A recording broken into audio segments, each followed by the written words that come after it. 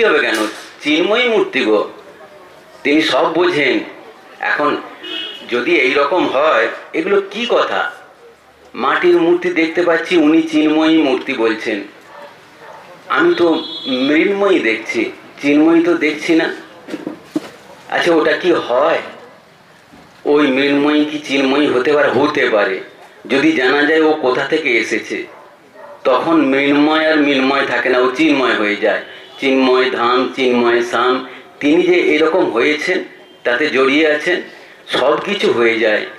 বলে আমি একবার ভাবি, তা কি করে সম্ভব?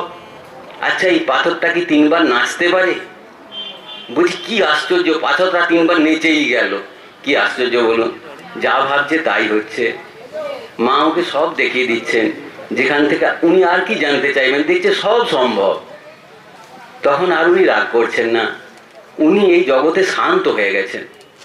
এই জগতে আমরা যেমন করে উদ্বিগ্ন হয়ে পড়ি, উনি আর উদ্বিগ্ন হচ্ছেন না। উনি খুব শান্ত ধীর স্থির জীবনযাপন করে যাচ্ছেন, কিন্তু ওনার যে কাজ উনি ঠিক করে যাচ্ছেন, মা করে যাচ্ছে।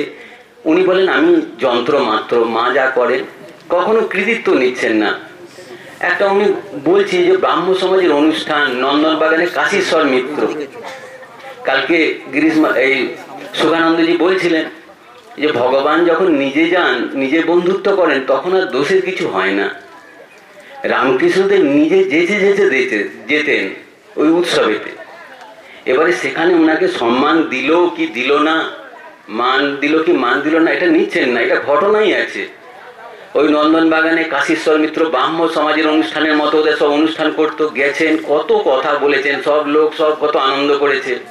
রাত হয়ে গেছে, খাবার সময় আর কেউ ডাকে না, সবাই সেই নিজেদের আত্মীয় স্বজনকে নিয়ে ব্যস্ত। বা ও ঠাকুরের দিকে নজর নাই, ঠাকুর বলছে ডাকে না যে রে খেতে। তখন রাখাল মহারাজ বলছে চলে আসুন